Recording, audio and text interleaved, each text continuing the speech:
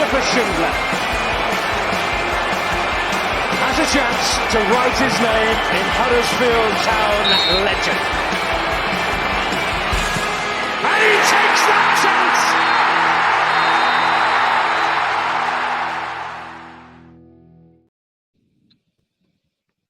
Oh, so one more year they sang from the stands, and now the fans have got their man. Neil Warnock is back, baby. So if Neil Warnock's got another year, surely one more pod will suit you, dear listener. Let's find out, because joining me, your host, Brady Frost, is a man who can always squeeze in one more game of football. It's Richard Kosmala. And also on your pod panel tonight is a man who's happy for one more gym session. Johnny, we've seen those arms of yours. It's Johnny Gillespie. Gentlemen, how are you doing? Very well, thank you. Good, Brady. Happy summer, mate. I tell you what, this weather can get used to that. It look like these bucket hats are in, aren't they? Just trouble is when you've got a massive head like mine, you can hardly get it on, but it saves this bald head getting burnt. And Jake Edwards is in the baldy. Kosmala in tribute covers his bald head. So, mate, the bald nation, man. Just need Warnock to shave his head now, and we can ride, man. Yeah, well, maybe we should enter some. We'll all shave our heads if we go up in solidarity, Kosi. Let's. Lovely stuff. Right, okay, so there's so much to discuss, lads. There's a few announcements from the press conference this week, and, I'm sure we'll get into it. But before we do, we're going to hear from someone who was there. So I caught up earlier with Dom Howson. So Dom Howson, he's the EFL editor for Reach, covered Yorkshire Live. He's been there in Stephen Chicken's absence. I spoke to him earlier about what it was like at that press conference, and here's what he had to say. So thanks for coming on and chatting to us. So first question, get straight in there. You were at Neil Warnock's press conference this week. A bit of a surprise, one more year. What was it like? Because you were there. What was the kind of atmosphere like and the vibe of the whole thing? Very positive, just generally. I wasn't as packed in the media room, I think, as I was expecting it to be, and certainly not as busy as it was for when he returned in February. But yeah, it was classic Neil Warnock, big personality, lots of humour, some serious stuff that was covered, between him and the new chief executive, Jake Edwards, who I thought came across really well. Very good first impressions from him. It's a new era, isn't it? And I know that Town have made this appointment, and it is initially only for 12 months. Town fans didn't think Neil Warnock was going to be coming back and was going to be in charge this season after everything he said at the back end of last year. And so really, the way I look at it is I think it's a big coup for the Town that Warnock is sticking around. It gives them stability. It buys them some time now. The new owner coming in, Kevin Nagel, to implement his plans. He's brought in the chief exec. I think there's going to be a lot of changes. The media tried to grill Jake and Neil on what the plans are in the short, the medium, and the long term. But I think a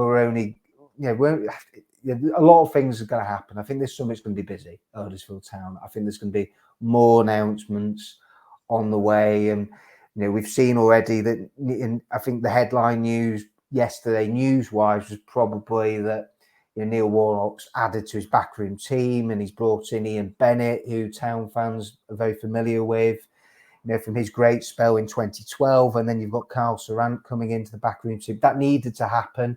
And we've already seen that sporting director Lee Bromby going. And it looks like, I think that's the interesting one right now, of where I think Town are going to take the time in deciding on the structure of the senior management team. And that's a really important position. And everybody knows that I think Lee Bromby's come in for a lot of criticism over the last 12 to 18 months. And people look at him for the appointments of Danny Schofield, Mark Fothering. They were at his door and he got them wrong. And so straight away, we've seen that the new owners coming in and they're saying, we're now going to take a step back, reassess things. And it might be that they bring in a sporting director sooner rather than later, or they might just let Neil Warnock crack on. Again, one of the great things for Town is that Neil Warnock is so well connected in the game, and Town are not going to struggle with him there attracting players this summer. And I suppose on the transfer front, I mean, the other sort of lines that came out of the press conference were that, you know, Neil was saying only 2 to 3 additions. I'm not quite sure if I believe him on that front. I think there might be a few more signings than that. It's quite clear that they've identified striker up front, and rightly so. Right, you know, Town were only just averaging a goal a game last season. That has to be addressed. That they've got to get more goals into this team. They're still really hopeful. Danny Ward, Josh Koroma are going to stay. You know, from what I've heard, it sounds like Danny Ward is very close. I think they're very confident that one will get done over the line. And Josh Koroma's got probably options elsewhere. You know, his form that he showed at the end of last season, he's put himself in the shop window. And so I'm actually surprised that we haven't seen maybe more clubs that are interested in trying to get him, you know, with his contracts coming up. But yeah, I think it would be huge for Town if Koroma, you know, also stayed. And then I think it's a case of you get Ward, you get Koroma tied up, and it's about adding more quality to the squad that they've got. And they showed in the last 15 matches under Warnock what they're capable of, and that Warnock got a tune out of them, and 7 wins in 15. And you know, they looked down. We all know they looked down. You know, after the Norwich draw and the hammering against Coventry, I don't think anybody gave Town a chance to they're staying up. And so it's a rebuild. And I think, yeah, that's what they were very much saying at the press conference, of it's steadying the ship. And I think it was managing expectations of Town fans. That there's a lot of excitement with the takeover, and it looks like it's going to be within the next couple of weeks. It will definitely get done and dusted. But I think people have to be patient, and they have to be realistic at what this team can achieve next season. And like a good journalist, you've kind of answered my next question and summed up everything. I suppose I was going to ask, what were your main takeaways from the presser? Because there was a lot that was announced yesterday, obviously, in that press conference online. Yeah, there's a piece that I'm doing soon, actually, from when I asked Neil about Etienne Kamara, that I thought was interesting, again, of where he was one of the players that sort of fell by the wayside, didn't he, when Warnock came in, and we didn't see him a lot in the second half of the season. He showed promise at times. He's still very raw, but the ability's there. The fact that he's been away on international duty with France's under-20s, shows that he's got a lot to offer. And there has been a bit of media speculation over his future. But I think, Warnock is definitely putting a big emphasis on the next generation, and it would be trying to maximise the B team at Town. And, we saw the emergence of Diarra, Ben Jackson, Jaheim Headley. There's others there. Jack Rodoni hasn't come through Town's ranks, but we again saw him really flourish and come to the fore in the second half of the season. That's Warnock is really excited, I think, at trying to get these youngsters to fulfil their potential. That's what he's aiming to do at Town, and he knows that he's got a limited transfer budget to work with, and that I think they're going to be relying on loans. They're going to be relying on favours. Don't expect them to spend huge amounts on transfer fees, for players. I think it's going to be done in a sensible way, and they're not going to be just throwing money straight at it. And I do actually think that genuinely Warnock believes that if he can help take the youngsters coming through their levels and keep elevating to the next level and keep making them better and developing them, that I think he believes that he's got certainly a starting 11. I'm not sure on the strength of the squad yet. I still think that's where they need a bit of work. But I think he believes deep down that they can challenge a lot of teams and cause a lot of trouble next year. I think that's what Warnock's looking at. But he was constantly doing the Championship's going to be incredibly difficult next season. You look at the 3 teams that are coming down and the 3 teams that are coming up. And it was classic Neil Warnock. He just played a lot of the great hits that we've come to expect from him, of where he's building that siege mentality, and it's us against the world, and Town are going to be underdogs.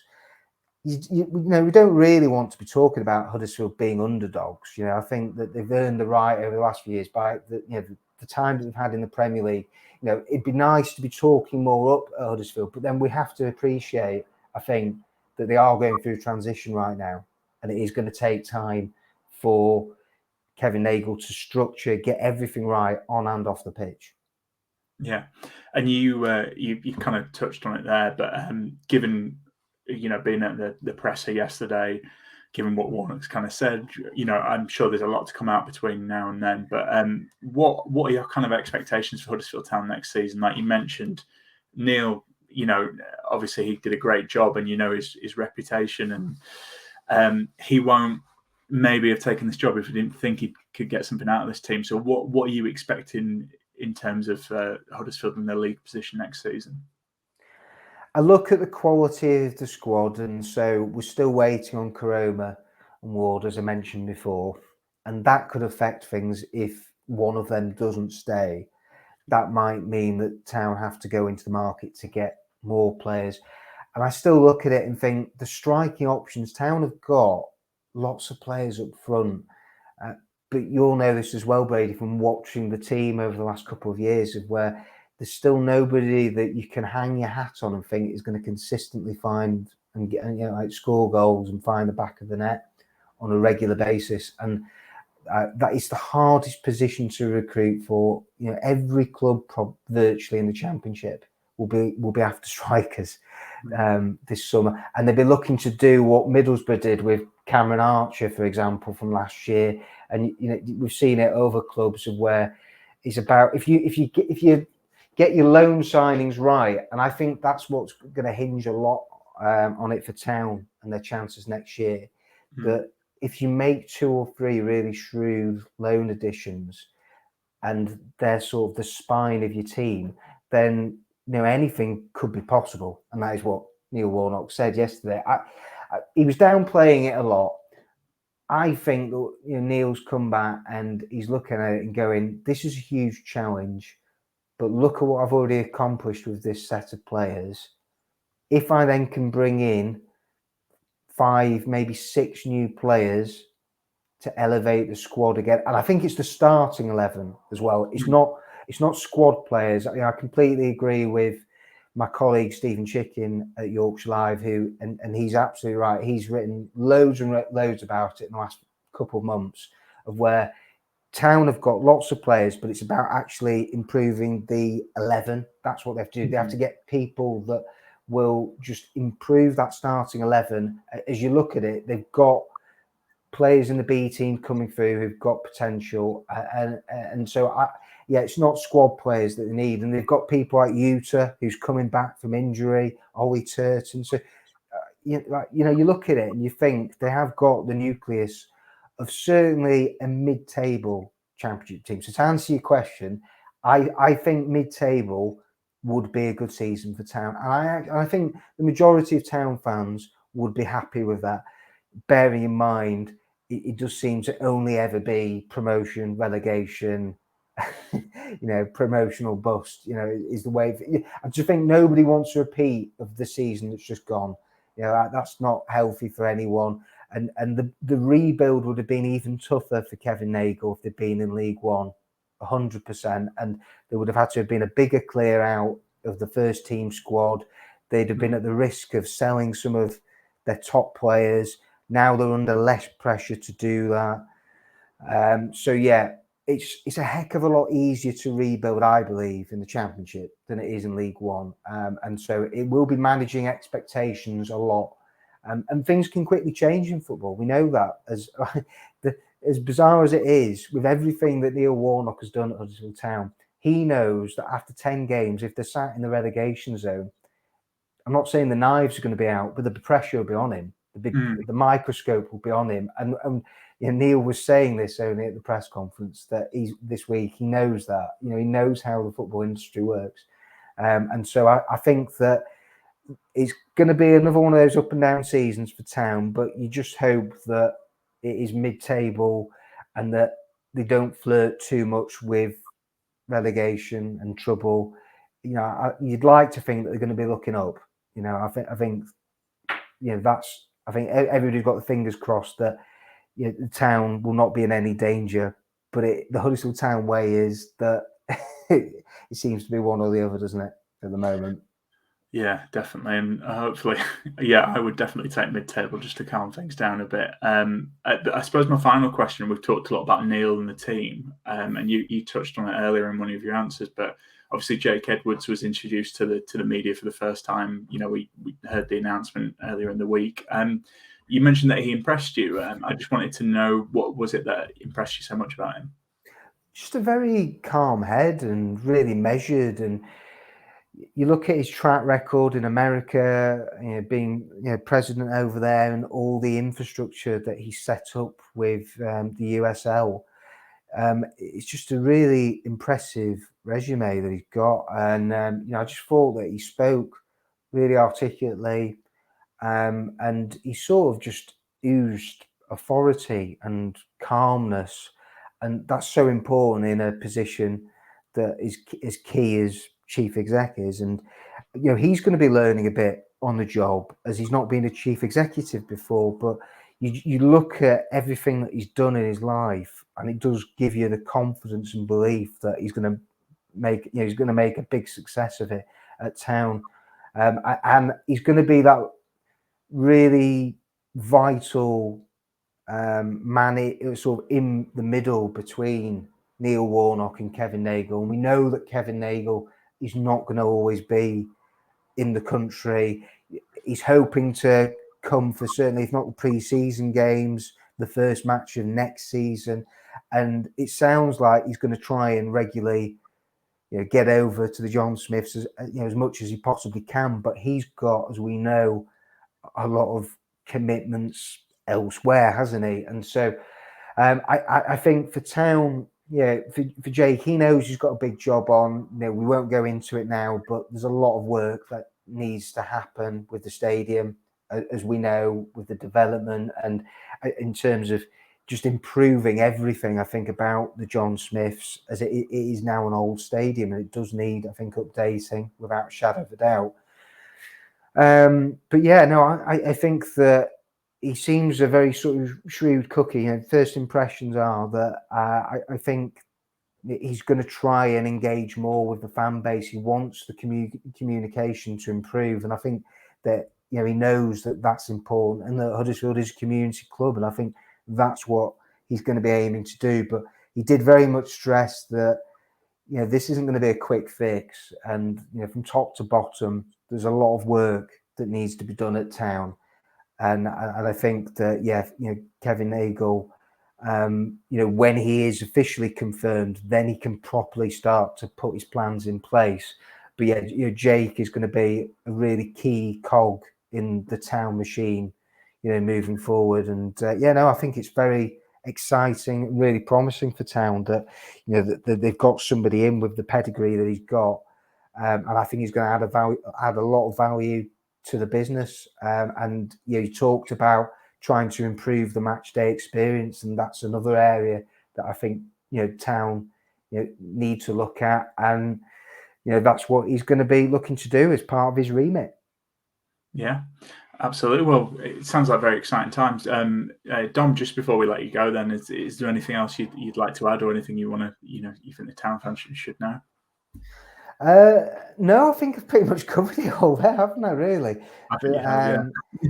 Well, I think that yeah, no, it's the sooner it gets done and over the line, the better for Town. You know, we know that a lot's been going on behind the scenes, but yeah, you know, I think it's a shame, really, that we always knew that the timescale of the takeover was going to be end of May, beginning of June. And we've had the confirmation come through that Nagle's now been approved by the owners and directors test of the EFL, and that's great news. And now we're just waiting for the last bit of, you know, clearance. From what Jake Edwards was saying, it could still be another couple of weeks. You just hope it doesn't derail Town's plans too much with what they've got to do. Certainly with the first team straight away, and it's a pity that sort of it wasn't done right at the end of last season after they'd secured safety, just to help with the forward planning. And then, everything's sort of been delayed by with the takeover. It's not dragged on. It's gone within the lengths that we'd expected it to. But from a Town perspective, to wait to get Neil Warnock in as the manager, and then Lee Bromby going, and we've seen also the head of goalkeeping going, Paul Clements, very popular figure. So there's a lot of changes happened at Town, but it's now happening when we're only a week away from getting the fixtures out for next season. So things are going to hot up, I think, a lot, and it's going to be a very busy, eventful summer at Town. I think there's going to be a lot going on, and I think there's a lot to look forward to. Absolutely, and I'm sure Town fans will know to check all the coverage at Yorkshire Live, because I'm sure you'll have plenty to talk about over the summer. For sure. Well, yeah, I'll be happy when Mr. Stephen Chicken is back after 2 weeks in Tokyo, and I'm going to be telling him that he'll never be allowed any time off ever again. So he's going to look, mate. I think the fans would definitely want to hear that. They love Steve, so no, good to hear. But no, Dom, thanks so much for coming on, and we'll speak to you again soon. Yeah, anytime. Okay, so we've heard from Dom. Kosi, we've had a little bit of time to process this news, haven't we? Because Warnock's back. We kind of heard about it last week. We've kind of been waiting for it to happen, really. It's happened now. So what's your reaction to Warnock coming in? My reaction's changed. I were honest. I don't know if anyone heard me last night on Jamie Rayner's West Yorkshire Sport Daily. But yeah, my instant reaction, or when the reaction was like it was going to come back, was a bit meh. And only because, right, I wanted him to ride off into the sunset and have his legacy, get that statue replacing Harold Wilson outside the train station. And the other thing as well, obviously, we've heard about his ill health after the season. And obviously, a lot of people put that because of the stresses of the season. And that was my concern, really. It wasn't, Warnock football's not exactly Guardiola, but that wasn't really my reason for not wanting him to stay. It was just for him, really. I just were worried about him. Can his body take, 75 years old, take 9 months is what, in my opinion, is going to be the hardest championship season since certainly we've been in the division from 2012. So, but now I've got my head around it. Yeah, really, I've gone from kind of like, that's good, to being quite excited, really, because I just think the Warnock factor is there for all to see. The number of times last season, the back end where, I don't know, good example, I listened to Radio Newcastle and they interviewed Matt Glennon on the way to the game, and Neil Warnock this, and they were saying Neil Warnock that, and I know you're not doing well, but it's Neil Warnock. And then BBC Radio Wales, when we were going down there for the game, Neil Warnock this, and Neil Warnock. And you know what? I think it's so psychological, this guy. He is unbelievable, and I think it affects the opposition. And people know that when Neil Warnock's in a dugout, they ain't going to get an easy game, where, fortunately, we were in our dugout for 7 months of last season, everyone were getting an easy game. So, yeah, you can guarantee that everyone's going to wear their heart on the sleeve and give everything they've got. And like Warnock was saying yesterday all over his presser, that's all we want as fans. So I've really come around the idea, and I think obviously we're going to talk about the state of the club and moving on. And that, I just think when we've got inexperience, obviously Jake Edwards is inexperienced, Kevin Nagle's inexperienced. You could even say Ian Bennett's kind of inexperienced in his role with Carl Saran, and he needs someone, doesn't he, like Neil Warnock? It just does. Part of me, especially after they lost the playoff final, I thought, Michael Duff, here we come. But just the more I've just thought about it, especially after we had the live show, when I think we were chatting about it as well, and the more it just makes a lot of sense. And rather than be a meh kind of, let's just have a season of stability, I'm quite excited. Yeah, no, I'm with you. I was initially, I don't know, like, I think like you said, it makes a lot of sense. Like, I suppose it's a 1 year deal. You never know with Warnock if it's going to be more than a year, because I didn't think he'd be, for the start of the season. But I suppose, like you said, there's going to be so much changing behind the scenes and like off the pitch that. And like I say, a lot of inexperience there, like coming new to an championship club for Kevin Nagle. Like it does actually make a lot of sense to go with a guy who's been there, done it all, and eliminate that risk on the pitch. And yeah, no, I'm quite excited. And Jonny, how are you feeling about it? Are you sharing that excitement? I'm guessing you are, because I saw you tweeting for this pod thanking Sharon Warnock. Yeah, I mean, I must admit, I've got. I mean, I know loads of people got a soft spot for Neil Warnock. That's not a unique statement to make, but I grew up on the A New Beginning VHS, and I must have watched that 1,000 times. So I feel Warnock for me has got a little bit of a extra special bond. So when he came back, it was a bit magical. So I've got kind of very rose tinted, Warnock tinted glasses. But I think from a pragmatic perspective, it's easy to say now, but I really was still cautious around last season. This season we were coming into, just because, like Kozi's alluded to, there was a lot of not green people, but green to the Championship, and certainly green to an EFL football club or an English football club. And as much as I've kind of been a believer, I said it on the podcast, that I think the squad was better than bottom three. It is still a team that needs to work hard and be better than the sum of its parts to survive. And a manager plays a big part in that. And I think having to recruit a manager, which still will be difficult because we've still not I know we've finalised the ownership to a certain extent, but there's certain things you can and can't do. And would a manager want that to be rubber stamped before he kind of commits? And then are we starting to get into closer to pre-season? Who's looking to do that? It just felt like it would be difficult. And I can understand the people who weren't necessarily keen on it, and that's not against Warnock. It's just because they want the club to develop and look to kind of bring someone who can be there longer. And I do understand that. And there are a couple of managers that we talked about at the live show who I think could do a really good job as well. And we might miss out on those now as a bit of a kind of flip it on its head. But I do think, given how hard the Championship is, it's always a hard league, but the teams coming up are quality and the teams coming down, much as it might have been a little bit of a mess, is still quality. It is going to be tough. And I fear with a lot of elements that are quite new, and a lot of people who are necessarily finding their feet who might make mistakes, but with best intentions, there's not a lot of room for error. And I think if we had a manager who just needed to have a couple of games just to get under the belt and can find the feet in the first 10 games, that could be enough to put us in another relegation fight. And then with the pressure that comes with that, could be enough for someone to break in that situation. And I feel if we are in that situation, Warnock won't break, but I also feel with a Warnock, we've got a great chance of not being in that situation as well. And then the club can be a bit more straight, a bit more straight and narrow. The squad can be a little bit more evened out with the quality where it needs to be added. The people in charge have got a year to kind of get the feet on the table, understand and learn from Neil Warnock as well. I think that's a great thing. Himself, not just from the football perspective, but as a resource for the people in the boardroom, will be fantastic as well. I think we'll be collectively better for it.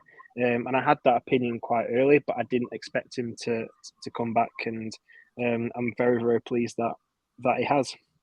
Yeah, I think we're all pleased that he's come back, judging by those comments. So let's get into it, chaps. Then let's talk a little bit about the press conference yesterday, because there was so much that was kind of announced. Really, Kevin Nagle promised us we'd be excited. There was certainly a lot to get excited about, but. Kosi, I'll come to you. What kind of stood out from you from the press conference? I know you both I've asked you to do some research and have a little look, and I'm sure you listened to it anyway. But what stood out for you? Just the calmness, really, of the people there. Obviously, Jake Edwards and Neil Warnock. You've got one inexperienced guy coming in taking a post that's totally different to his last post. Obviously, he's played in England for 10 years as a footballer, but what he's been doing over there is totally different to what he's going to be doing at Huddersfield Town. But come across very cool, very assured, and obviously Neil Warnock speaks for himself and that as well. And I was fascinated to know, Brady, for me, because I can understand Huddersfield Town wanting Neil Warnock to continue, but I really couldn't understand Neil Warnock wanting to continue, apart from just that maybe he's addicted to management more than we thought. So, and you know what, it was fascinating. Obviously, we've got to take what Neil Warnock says as face value, but I was bowled over by just the love. It really felt that what happened in the end of the last season, the crowd really taking to him, get behind him. I think, obviously, the club rollout video was sensational. For me, one of the best ones they've done, for many a day. And the little wink and stuff. But it's just, that's, clap off the field. I think and he's kind of made him think a little bit more than I thought. Not naive enough to know that, obviously, Kevin will Well, they gave him a decent pay rise and what have you. But I really just couldn't get my head around why would he want to have 9 months at a club, which really would be quite happy to finish 13th or 12th, but just have a structure built and bring through a few young players. It doesn't feel like Neil Warnock, but all he kept saying, and just like as me as a fan is thinking, the games next season, they're so exciting, quite it's a bit scary, some of them, to be fair, but I just think he's hungry for it. He just wants it, and you just don't know what can be achieved. And there were one or two naive questions, I thought, from some of the kind of journalists in there. But, I mean, it's great because after last season, and, let's be honest, the season before was brilliant, but the season before that was grim as well. And then the COVID one, it's like we're quite happy just to knock over a few big hitters at the stadium and just have some solid, foundations. But to me, it's like I was surprised there. I was expecting him to say he'd been promised, a good transfer kit, but in fact, far opposite, to be honest. We'll probably talk about that later on. But it was, I just thought it was a man there who just felt he owed it to the club. So maybe I'm being naive. He owed it to the club just to keep it in good hands for the season. But I just thought, yeah, I get all that, but I'm stunned that Kevin Nagel's kind of talked him into it. And yeah, I think it was fascinating as well to hear him, Brady, when it was one about, he was obviously mentioning Middlesbrough without saying it, but where it was kind of his last season there, and I think they basically got Chris Wilder in over. Well, it's a famous thing, isn't it, when he had the keys and he got locked out of the club, etc. So he mentioned that, didn't he? Just like, as long as, if they really want to come to me and we want to kind of bring in a manager and stuff, just be honest. So I think he's just connected with Kevin Nagel. I think it'll be fascinating to hear when it's finally unveiled and when he does speak about Huddersfield Town. But I think Kevin Nagel's persuasive powers have really run the day there. And it was beautiful to hear. I just thought, wow, this is great. The club feels like it's moving forward, and it's a long time since we can say that. It just reminded me, kind of going back, if you remember how Phil started his reign, totally different, was it? He was in the cinema. I'll never forget it. Like, and anyone ask him about the Premier League money, that's gone. And it's just like, I just thought, whoa, mate, that's just like, I know he's being honest, but the way it came out, this was just totally different. Expectations were set quite low. And just honestly, it was just a beautiful hour and 20 minutes, really. And that's well, I just kind of finished, and obviously the video today with Jake Edwards. It's really good. Anyone from another club or any fans not even connected with soccer should watch that and just think, the club seems to be in good hands here. Mm. And Jonny, like, obviously you can tell by us that we're quite excited, but Warnock, given that he's a master at controlling the media narrative, he was kind of downplaying things a little bit.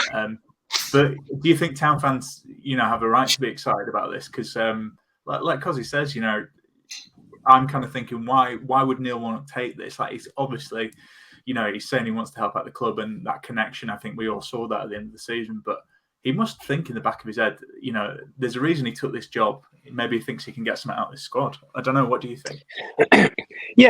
I think I do agree with Kosi, and he said it a few times. He talked about obviously the emotion of the Sheffield United game, and he kind of says that he wants to give something back, and obviously he mentions that Dean had his arm up his back after the Reading game to go and hog in a chat with him, obviously the players. But I don't think that alone would have. I think that opens the door to a discussion. But I think the discussion that is obviously had with the powers that be also has to fit what he'd want as well. Like, because he says he's not just going to come. If we say we've got absolutely lowest budget in the league, we're not going to be able to sign anybody. You might have to get one or two players in, and then we're going to work with the kids. As much as I think he'd want to kind of like give back and stay. He did say that he did say, I didn't want to do another year. He says it in the interview, but he felt that it was the right thing to do to kind of give back. But I think if he wouldn't be here if there wasn't something. Now, that's not going to say we're going to have a top 6 budget and push for promotion, but there's obviously going to be room for work for him to be able to work to bring a few players in. He talks a lot about bringing players through as well, which I think he's the right person to do. I think we will see a few of the younger players being given a chance. Not necessarily just from a budget perspective, because I think he's obviously got a passion for that, and he's the right type of manager to do that. But I think there's definitely cause to be excited. We're all eagerly awaiting Nagel being officially kind of announced, or not announced, but officially allowed to kind of speak and explain what his vision is. We've got to. I think there was a few other things from the press conference yesterday. Without kind of saying too much, they kind of did say a lot, but you never quite know how much of you second guessing whether you're accurate or not. And equally, they're not going to say, "Yeah, we're going to go on a massive spending spree" and all that kind of stuff. And somebody asked him from a budget perspective, and Neil Warnock quite shrewdly took it off Jake and kind of said, "Oh, it's not for you to know, is it?" And I mean, we don't want, if we have got a bid means, but we don't want clubs knowing that as well. So I think, like Kosi says, we'd be naive to think he's not got some ability to make some movements and improve the squad, because the squad needs it. But equally, I think it's more than just we've got a big transfer kitty, we should be excited. I think it's more where the club's going to go now. I think with a couple of the press conference interview we've had from the new CEO, I think that's gone down well. I think he speaks well. We've had that before, initial good first impressions, but I quite like Kosi said, he's the way he talks, his experience, the fact he's mentioned kind of doing things over a period of time. It's a project. This is not just kind of come and blow the budget in 2 seasons and try and do something quickly. It's sustained growth, and you see successes that's happened with like likes of Coventry, likes of Luton. That sustained growth really worked. I think that's something that clubs need. We've never had a mid-table finish almost in my lifetime. We're either up there or down there, and I think there's something to come off the back of that. So yeah, I think there's definite cause to be excited. There's also a bit of excitement in the unknown as well, which could go either two ways. But I think that's definitely another reason to get excited. But we'll learn more now over the next coming weeks, won't we? And as more comes out, Nabel can speak a bit more. And obviously we start to get some players over the line, and that might then set the bar. We can say, actually, okay, we are paying a bit of cash for players or etc. So it will all kind of come out steadily. But I think right now there's definite cause to be excited. I just think, Brady, the way if we'd have had a season, I don't know, say finished 7th last season, and then we've got new ownership, I think it's a little bit different to this feeling, because I think obviously it's on such a high, but then you've got to forget about. Well, you can't forget about obviously the last 2-3 months under Warnock, but think about the 7 months before. So to me, it just feels, it's like we achieved something pretty amazing when we all felt it had gone, and now it's time to like build. It feels like, to be honest, to me, that we've just been promoted from League One, and baby steps. We need to kind of re-establish ourselves in the division and as a club as well. And to me, I've just got that kind of feeling really, and that's as well that we're just. Must like the club was in such a mess. We know the morale off the pitch, in the dressing room and in the, from speaking to a few people who remain nameless, like in the club, the morale was garbage, man. So it's like there's so much repairing to be done, and obviously Warnock sort of the dressing room, when it was interesting, Jake Edwards mentioned about communication between departments needs to be so much better. So he's obviously had some feedback early on from people inside the club, If you're a CEO, you're surely going in there, right, guys, talk to me, what's not worked and things. So interesting. That was an interesting comment from him as well. Yeah, no, I was going to, we kind of mentioned that, didn't we, before we were recording. I think, I know with these things, it's easy to get swept up and be like, well, you can say all the right things. We'll kind of see what happens, because I think that's happened quite a lot at Town. You touched on it, because it was with Phil when he came in. Like, yes, he was a bit downbeat, but he also promised some stuff that he couldn't deliver necessarily. And I thought that was quite interesting about the communication, because I know you're a big one for fan communication, and we've seen that be really good at Town, but we've also seen it not been so good. So how was it for you to hear that? And especially more the video today. I don't know if guys have watched it yet with Jake Edwards. That was part of today. It was key. He kept mentioning match day experience. And to me, that's more than just, beating Leeds 3-0 next season. That it's about, as soon as we get there, honestly, it's just little things, isn't it? How many times last year, me and Poz, at half time, there's no point going up for a pint in the South Stand because you've no chance of getting a beer. It's ridiculous. I expect to see daft things like, when I go to watch the Rhinos, you can pull your own pint.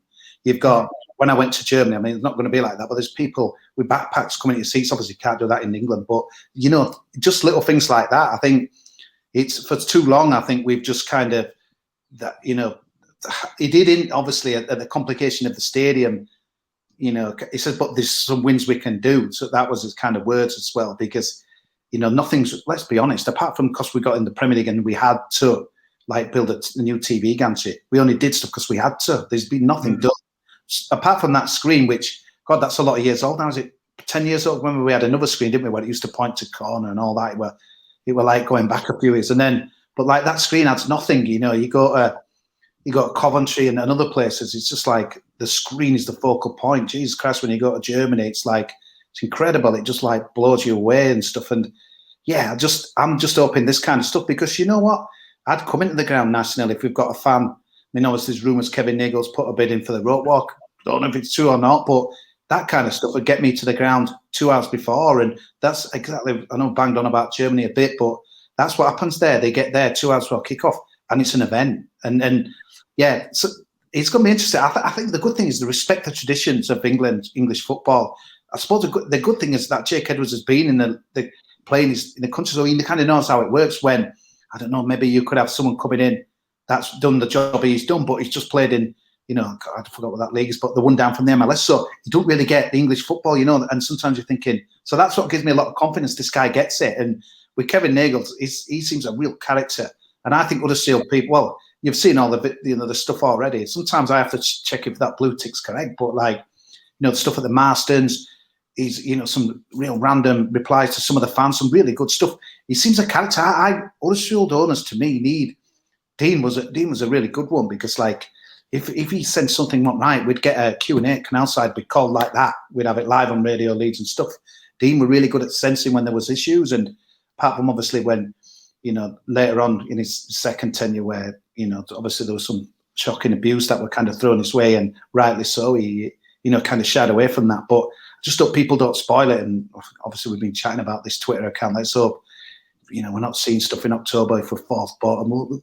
Go in and get your hands in your pocket and all this, you know, and stuff like that as well. Because I just think we need someone a bit different, a bit character. Huddersfield people have always responded to people like that, and early signs are really good. But I suppose ultimately, cut through all that, it will be about pounds and pence, and no one really knows to the, you know, his wealth. That is the interesting thing. But all the stuff you're making about him with the community, that's music to my ears. Yeah, definitely. I think it's going back to your point about the match day experience as well. I think what's interesting about the appointment of Jake Edwards is that he's come from a position where he's had to be creative. I mean, he's been part of developing, like, is it the USL, the second division in America, from effectively nothing. He talks in his interview, well, not his interview, in the press conference around developing brand new clubs within communities. So he's obviously in a role where he's not just kind of coming from, I mean, another championship club or League One club, which this is where we've done it. This is English football. This is how it's always going to be. I like the fact that he's obviously, in his previous roles, he's had to develop things and change things and be creative around how to do things differently. And yeah, there's some things that wouldn't fit how they do it in America, in England. But I can't imagine him coming and just fitting to type with what English football is like and just leaving it like that. So I think we will see new things. And I guess they'll be judged ultimately on performance on the pitch. So, I mean, people aren't going to be thinking, well, the fan experience is great, but we're in League Two now. So there is that as well. But I do think also that is another reason to be excited, another reason why I like, at the moment, I think he's come across really well. I think there's a lot that he can offer from that side as well, because of his experience in that area. Definitely, and I think one of the comments was like, you know, he mentioned about how there's a few things we can learn from America. You've both kind of touched on it there, and we spoke to the Sacramento Republic fan podcast. Maybe we'll call it our sister podcast now. But I think the matchday experience, I know people kind of joke about American soccer, and you know, but like they do have a lot of really great things. Like you say, we all saw the video came out at the time, you know, about the community stuff that they've done, and I do think that match day experience is part of it. I agree with what you're saying, Johnny, how you've got to balance it like on the pitch as well. But, you know, give us a reason to be there. I think we've talked about it loads of times over the years on this pod. There's so many things we could do around the ground to make it a lot better. And I think that is exciting. I think that's kind of the main takeaway from me from the press conference. And I think it's similar to you lads, but like, yeah, it feels exciting. You know, it feels like this is an exciting time. You know, it's a new era. We don't really know what's going to happen. And yeah, it's It feels good. It feels good. I mean, the other thing we kind of mentioned on the list, and then I'll see if there's anything you guys want to talk about before we move on. But we talk about transfers. Transfers always come up during this, and Warnock kept talking about how the priority is a striker. Obviously, there was that little comment about striker being offered, what was it, 2.5 times wage or wanting something like that. So that was interesting. But on the pitch, what is your kind of vibe from that presser? I know it's a bit early days. Kosi, I'll come to you, but what are you kind of thinking with that? They're obviously not going to go and shout and say we've got millions and millions, but how are you kind of feeling about the transfer window? Well, the interesting thing is, and it was finally mentioned by a journalist right at the back end, I'm fascinated. We were saying at the end of the season, I didn't think Sorba Thomas could kick another ball for Huddersfield Town. I thought he was done, 100% done.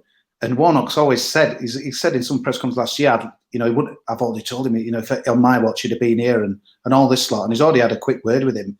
The fans, obviously, they really turned on him. But I think that if Warnock says to the fans, right, get behind this guy, he's going to be Huddersfield Town and, wear the shirt and back, I think they will. So I'm fascinated to see what he can do with that. You keep forgetting as well, Yuta Nakayama. Again, he didn't even know his name, did he? He was mentioning about at the gym when he's got his headband on as well. But Nakayama as well, it's kind of a cliche, the old kind of like a new signing as well.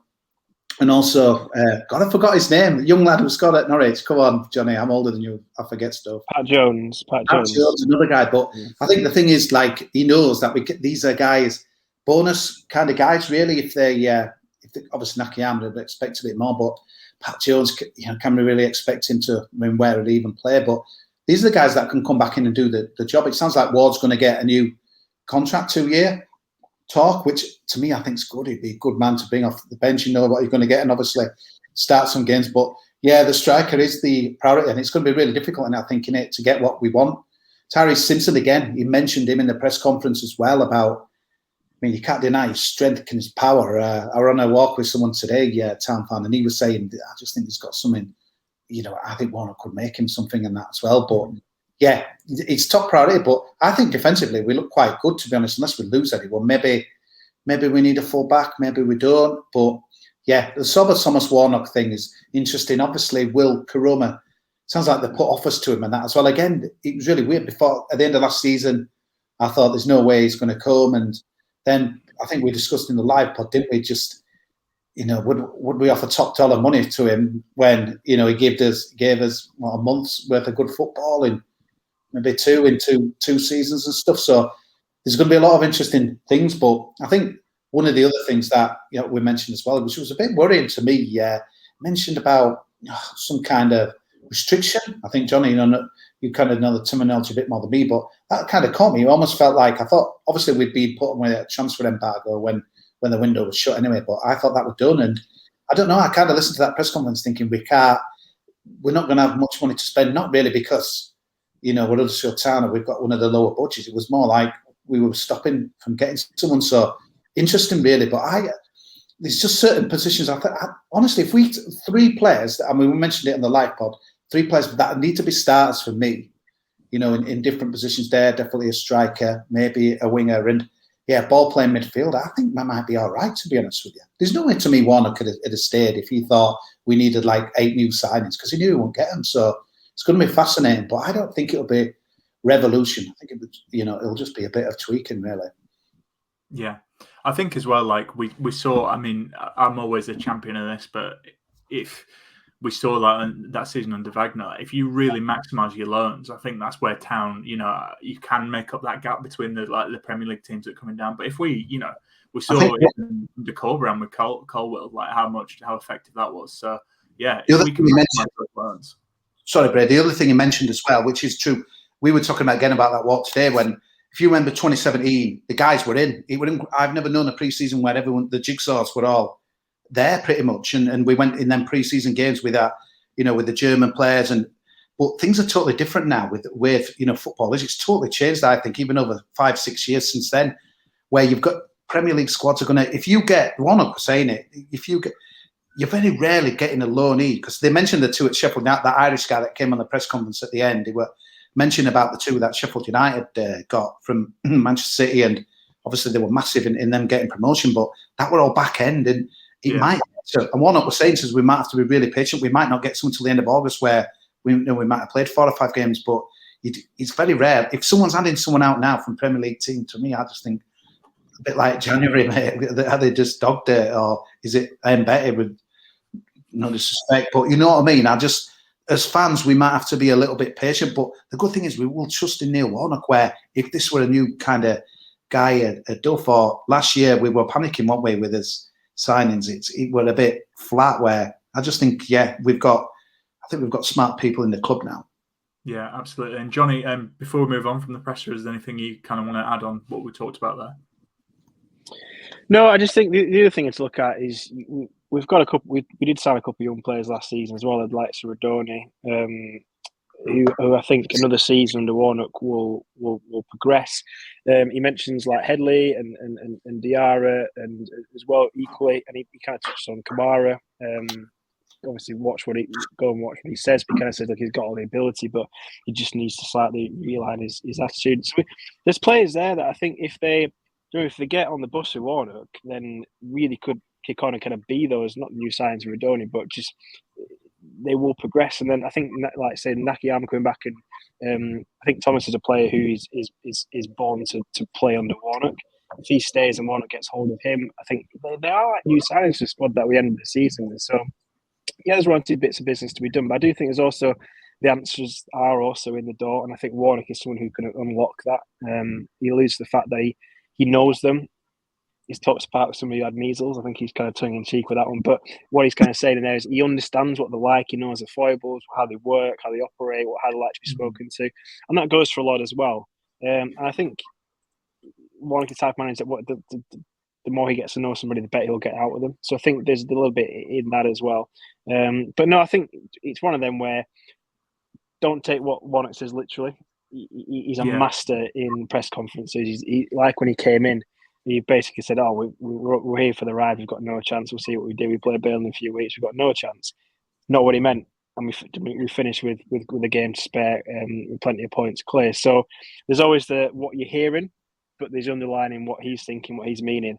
So we've also got to kind of try and kind of read between the lines with Warnock. And I think, like we've said on the podcast already, he wouldn't be here if he couldn't get what he wanted to get Huddersfield where we need to be. We don't know what that ambition is yet, but certainly there'll be scope for him to do that and bring in the players that we need. Jonny, does it worry you from like your recruitment point of view? For example, if you're a player and you're thinking, right, Neil Warnock's only going to be here for 1 year. Obviously, you could sign a 1-year contract and what have you, but do you think that might hinder us a little bit in negotiations? I was thinking that, but then I'm kind of thinking, well, hang on a minute. It's just like you could like the guys that Warnock will come in. To me, I think there'll be probably 1 or 2 that Warnock's been with before. That'll know. I'd be surprised. I could be totally wrong here. They could be smart the blue. So I think they'll get the game. You know what I mean? Because I'm just thinking, if I'm a player, it's like, right, Huddersfield want me. Obviously, I'm not going to be earning top dollar compared to a lot of other players in the division. And this guy's only going to be here 1 year. Or do you think that? Not really. Yeah, I think it depends. I think if we kind of get the players who've been on the Warnock bandwagon, club in, club out, then I think that's dangerous. I don't think that is what that does. Like we talked at the beginning, how Warnock will help us. That doesn't help us because then Warnock leaves. We've got a squad of players who are kind of drilled in the Warnock way, or we've only brought him because Warnock's here, and we're kind of exactly where we are now. So we may as well not have bothered. And then it's one of them, isn't it, where he talks about potentially getting the Derby job, and they went for someone for the longevity and a longer project. He sat them in 3 months. I mean, it's different knowing that someone's potentially only there for a year. Keyword potential, because he's retired about 5 times. But then people signed for Schofield, the new sacks after 8 or 9 games. So football's a strange one. It's weird knowing it rather than this potential. But I guess it's Warnock is also a great person to sell the club and sell the overall project. And I think even if Warnock isn't part of that in year 2, year 3, I think ultimately they want to sign for the club as well. And I think that's got to be important. Yeah, definitely. I think also as well, like you guys touched on it there, like we are going to be linked with the Warnock classics, like Junior Hoylett. We're already linked with Sean Morrison was another one. I think you're going to see some of those Warnock classics. Yeah, but also like you could the loan signings as well. Like they're only a year. I think that a lot of them make sense. And the other thing I would say, I know we don't really like to mention the other team in West Yorkshire, but Bradford. yeah, no, not that one. But Leeds are in the same division as us now. When Bielsa was in charge, he'd only signed 1-year deals, and then he'd extend. So you can do it. I suppose it's just it's down to the recruitment team, isn't it, to really sell it. But I think we're gonna not necessarily see short term, but I do think I wouldn't be surprised if one of Warnock's faithful players he can trust comes in, and he said 2 or 3 additions, didn't he? I kind of think. I think we'll probably do a little bit more personally, but like you say, it's more about improving the starting 11 because we actually do have a lot of players. I just don't think we're lacking quality in some areas as we saw for most of the season last season. But we'll move on, chaps. Oh, go on. Sorry, Brady, just quickly finishing. Those guys, Jonny touched on there that on Jonny Ogwell, stay, and them lads will be buzzing, won't they, that new one? Yeah, obviously those that maybe wanted part of his plans, like Kamara, and he did mention it in Kamara. There, just kind of the chat he had with him and stuff. But pretty much everyone will be like buzzing. That you can't underestimate that. I know it frustrated me a little bit, like for fothering him here for whatever reason. Obviously, must be they didn't really want to play for him, but people want to play for Warnock, and that's so powerful. Is that? And I could just imagine when that news broke that he was signing, I get in there, Radoni, get in. They loved it, didn't they? Then dressing room footage and stuff that you saw the club were kind of putting out back in the last season.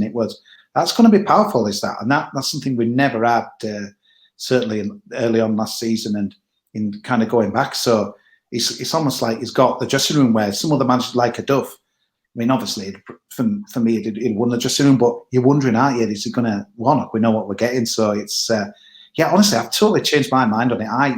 I were a bit, no, Neil. It's a new era, but keep him the guy. I totally get it.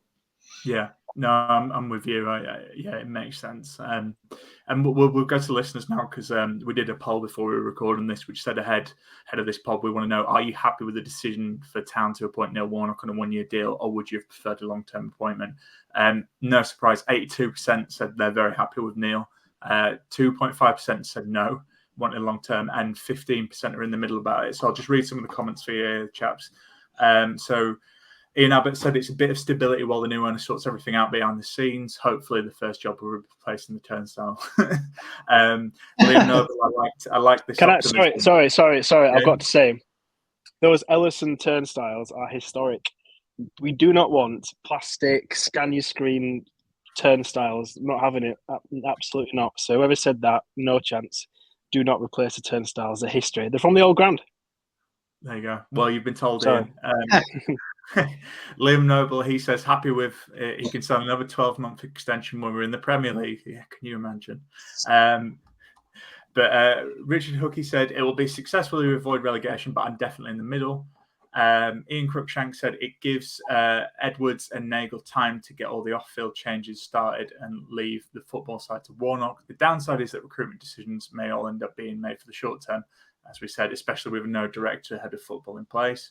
Yeah, a lot of people saying no such thing as a long term, etc. So I think the fan base and us are generally positive. So we did have a section where we're going to talk about the positives of Neil, but I feel like we've covered that quite a bit. So I'm going to be that guy, or balance. I'm going to look at some of the negatives we could have with appointing Neil. So, in fact, I don't need to do that because I spoke to Jonny from the Boro Breakdown. Similar position at Middlesbrough, came in, rescued them from safety. They hired him for a year and a little bit more after that. And I've got to say, Jonny's not super positive about it. So you're going to hear that chat that I spoke with him earlier right now. Also, I'm joined by Jonny now from the Middlesbrough podcast, the Boro Breakdown. Jonny, how you doing? Yeah, very good, Brady. Thank you very much for having me on. It's always a pleasure coming on this show as well. So, yeah, but how's things? Everything good? Yeah, good. I see we've both gone for a black t-shirt today. A bit of coordination from us. Yeah, well, we had to, I think I got the dress code, so I mean, it was easy for us to match on it. So, yeah, it's you know what? When I come on the show, I feel like I've got to, got to dress up a little bit more. So it's but it's good that we both have the memo. Yeah, I like this buttering up going on here, Jonny. That's very nice. But the reason we've got you on is obviously there's a lot of similarities between Neil's time at Huddersfield now and his time at Middlesbrough. So, I'm sure you don't mind, but when we appointed Neil at the time back in February, you were like, a fantastic appointment, great. Like, I couldn't think of a better person for you to come in until the end of the season. But, if he will do a good job, but maybe don't keep him on. And I know obviously Middlesbrough's a different, like there's different setup, different, kind of expectations with the club, but it's largely positive, from the Town fans keeping him on as you'd expect. But I'd just be keen for you to share with our listeners why you were kind of saying maybe don't get him in for that year. Yeah, it's an interesting one because the parallels are quite similar, right? We were struggling. We weren't like dead and buried, which I think a lot of people thought that you guys were at that point of his appointment. And he got us safe quite comfortably. He got you safe comfortably in the end as well. And I think the performances and everything that you guys did in that spell was really, really good. It was just effective, and he did pretty much everything that we said that he was going to do: get his arm around the plays, get the fans on side, spin the narrative, do all those little things where Warnock does so well.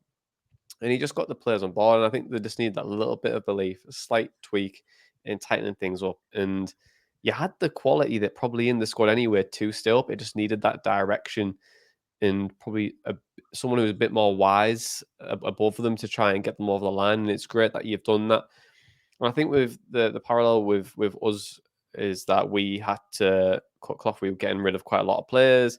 And we still had a few high earners like Brett and Ashley Fletcher. And, we still needed to revitalize the squad as well because we were changing complete systems under Tony Pulis to Jonathan Woodgate to then Neil Warnock, which sounds horrendous when you say that, right? But why like it was a bit of a worry is that there's going to become a point in Huddersfield season next year, and I could be wrong. Like you could go and probably win the league. It'd be classic Warnock, wouldn't it? To do so, but there'll be a time where you'll see the team start to outgrow his methods, and it's a short-term appointment, and it's just the short-termism with Warnock now, where he's effective to a point, and then as teams start to get and understand how he's getting away with performances, they've got enough data. Looking after Christmas, that's where you tend to see that point. Form starts to go, and it's similar with a lot of like teams. If you see good teams, they'll have a blip at a certain point in the season where teams have enough data on them. And it'll be with Warnock as well. You'll have that blip, and then it's like, okay, well, we need to bring someone in longer term, and where we're going to be in the league as well. So if you're mid-table and things go south, keep them to the end of the season. If things are south straight away, like it's a bit of a problem. But with Warnock, like, and why I said just get rid, he had such a good moment at the end of the season. Lap of honour, guards, the fans loved him. So you've cemented your legacy at Huddersfield there. You've cemented it. Although you had a great one anyway, you've cemented it. You don't need to do any more. And that's why I was kind of saying, well, he's going to get found out eventually. He needs to build on it. Is there enough funds to do so? Kind of save yourself, Neil. But he's in, and I'm intrigued to see how he's going to do. And what I want for Huddersfield is just for them to have that long-term vision. Again, I think when you've seen it under Wagner, you've probably seen it under Carlos Carbaron as well until he left. But there was always a view where he's had a plan. With Warnock, it's very much okay, we'll delay it another 12 months here to try and get something in. And then you're going to be stuck with all the Neil Warnock players. So you're going to play on only a certain system for a longer period of time. And then it's a bit of a domino effect of loads of little things which you're going to just get to you at some point. But is he a good appointment for this season? I'd probably say maybe he is, but I would have liked to see Huddersfield maybe just look ahead apart from this season and go for the next one as well. But it would depend on who you're going to get in, because obviously after the Carlos appointment, got a couple of things wrong, didn't you? So it was be interesting to see how he's doing this year. Yeah, I think a couple of things wrong is very, very polite of you. I'm not sure Town fans would disagree, but I suppose because there is a lot of similarities. Like you say, he was a temporary solution at Middlesbrough and then became a permanent one. We're just about to go into this for a year. Who knows with Warnock? It's always there's always a chance of an extension. But what was kind of the change when Warnock was the permanent boss and like signed that contract? Like what happened in terms of signings? Because obviously you mentioned like they're going to play his style a bit more. It's clear that that's how the team are going to play. What kind of happened at Boro in that his first full season? Yeah, look, we started to bring in or play a certain way where it was, and you'll probably have very similar parallels. I feel like it'd be free agents who you'll pick up for pennies. He'll say that he's went to the chairman and said, "Look, I only want a little bit of cash to take a risk on a certain player. That player will ultimately flop." Tayosi Olasanyu was the big one for us, where he was like, "Oh, I've seen this non-league player. I really like him. Let's pay a couple of quid for him." Play about 2 games and never seen him again. And then obviously, but there is one that'll do well. Like we had Duncan Watmore, did really well for a couple of seasons, and then we've let him go to Millwall now. In terms of what he was doing, he brought in like people that he knew, so Sol Bamba, Lee Peltier, and we had Joe Lumley in goal, which is horrendous. And trying to think, we brought in Sam Morsey, who came from Wigan, really good signing, and we ended up shipping him out. Literally like a few months later to Ipswich, which was really bizarre at the time. I think it was during the middle of COVID as well. And I'm trying to think of who else he brought in at the top of my head, but I can't really think of it. But there'll be a criteria of players who he's used in the past.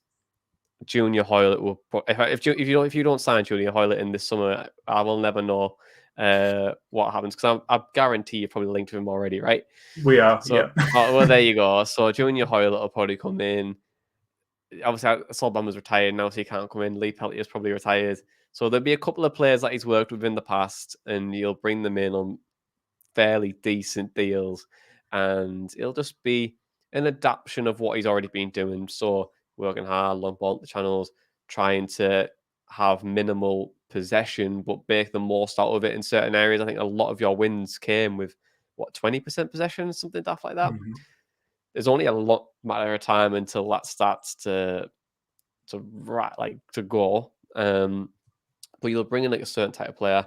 You'll adjust slightly in terms of trying to play a little bit more long ball. You'll bring in a few free agents, and you'll just have to see how it goes.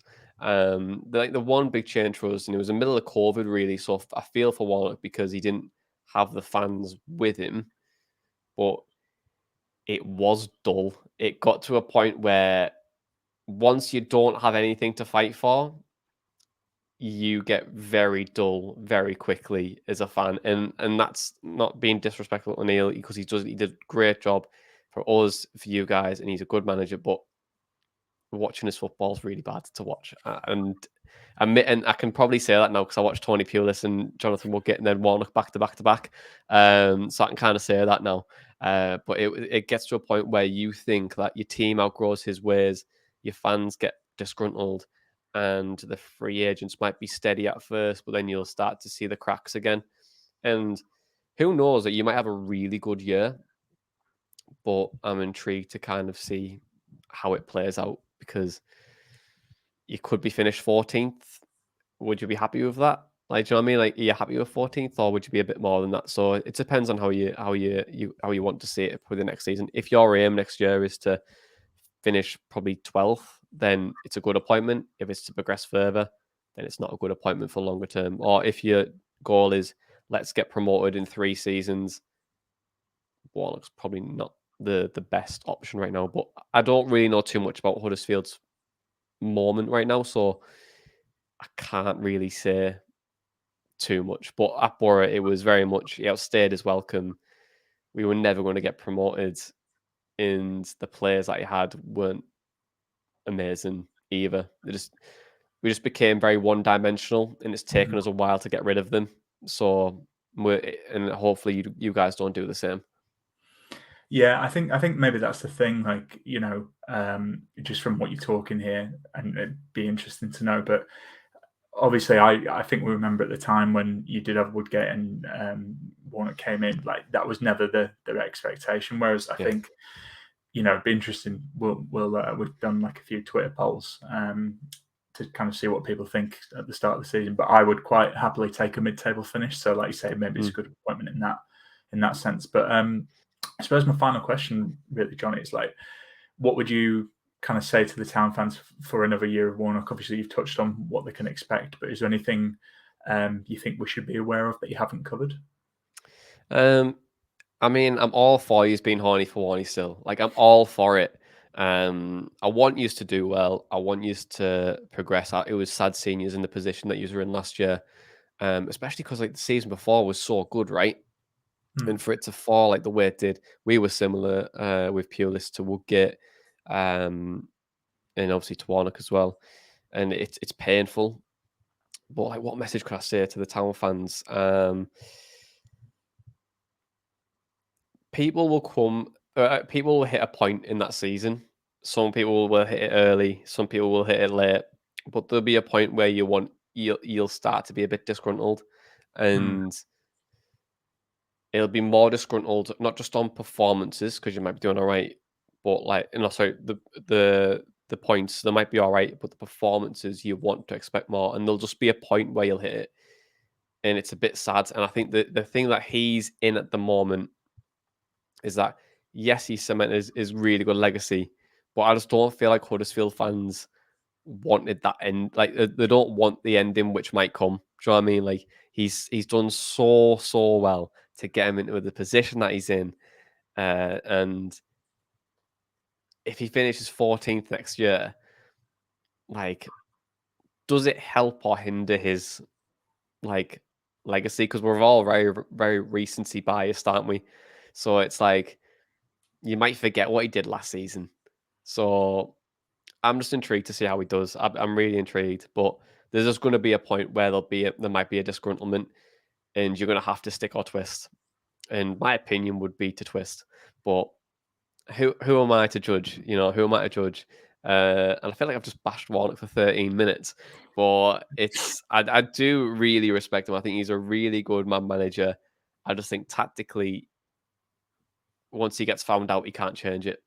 And how long is it going to take until he gets found out? So yeah, or maybe I'm just a bit annoyed that he still beat us 4-2. So it could be one of those things as well.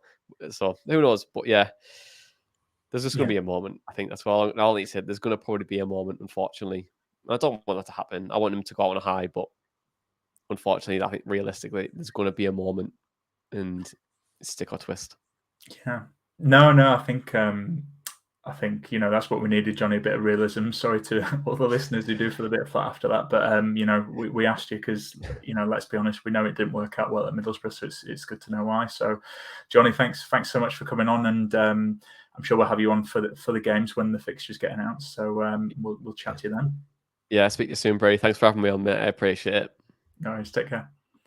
Okay, so we've heard from Jonny, or as I was teasing him, Mr. Party Pooper. So, guys, are there any negatives? I know we touched on the kind of 1 year deal in the short term, but there are already.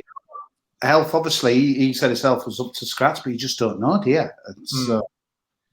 But that's the thing, and the other thing there, obviously, Jonny kind of put it to bed a little bit, but people, because it's only for one season and stuff, and the other thing as well, you'd like to think, you don't think we're going to struggle, do you, under Warnock, but you just don't know, and it'd make me really sad if people, I can't imagine anyone chanting Warnock, but you know what I mean, don't you? It's like when David Wagner, you knew kind of the time where to go, but no one dare say them words because of what he's done for the club, and it's really difficult, isn't it? Surely, hopefully that in a debate, and we're doing fine, and as that as well, but I'm fascinated. I can't wait. He can't wait. I can't wait to get off the bus at Hillsborough Ellen Road. It's going to be absolute hell on. In the office yesterday, we're like, only places cocked up at Ellen Road. I'm like, what a guy. So, yeah, no, it's going to be good. But people, again, like I said at the start, it's that psychological thing, really, where other teams, they don't know what to. Well, they kind of maybe do what to expect, but it's hard to handle really, and that as well. But yeah, and then I suppose the only other thing as well, Brady, you just don't know if Edwards and Warnock are going to get on. Obviously, it were a good start, but you just don't know once the season gets going. He might that's relationships you just don't know, do you? It's stuff, but it all seems like unlikely stuff. But football's a strange old beast, isn't it? Yeah, I think for me, like I probably we talked about the live show. I wasn't sure Warnock was going to come back, and maybe would have liked someone a bit more long term. But like you say, what's the long term appointment in football? But the thing that stuck out for me when I was chatting to Jonny earlier was I know circumstances are different and expectations at Middlesbrough, are a little bit different to maybe where we are right now. But he was saying there's a point in the season, and they found it his first full season is where like you kind of reach like we're not going up, we're not going down, and then it all feels a bit flat, and then you kind of want that, don't we? Yeah, no, true. But the other thing, sorry, butting in, but just another thing as well. Obviously, the next manager that they were asked yesterday, and he mentioned about, as long as it's not what happened at my old club, and it was obviously the Middlesbrough thing, but that could be an awkward thing, really, because like surely it's got to be, the board's decision who's going to be there, Kevin, but Kevin is going to be very heavily influenced by Neil Warnock, obviously, from what he did last season. So it's like, it could be interesting, couldn't it? Warnock might think so-and-so will be good for the job, but I'd say probably more of a help rather than hindrance. But again, you just don't know that, do you? And that process is going to be fascinating because he said, if they want my opinion, they can ask for it, but surely they will ask for it, don't you think? It'll be interesting, won't it? I think so. Yeah, I suppose just finishing what Jonny was saying was like, yeah, you kind of noticed how he was saying like, for us, it was kind of needs must with the football. And like, I know we talk about styles all the time, but he was saying like you hit a point where you realise that football isn't so great. And like, maybe that becomes a bit more of an issue. But I suppose if he is a 1-year deal, you kind of know what you're getting. And like you say, you can lean on it for the other. But Jonny, what do you think have you got any negatives to this? Is there anything you're kind of a little bit concerned about?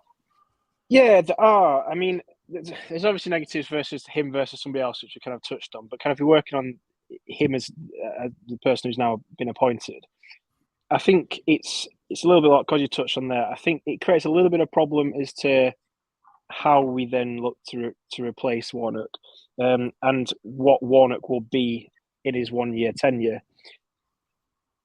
What players we look to sign, because Warnock's going to have to want players that he wants and he likes and he knows.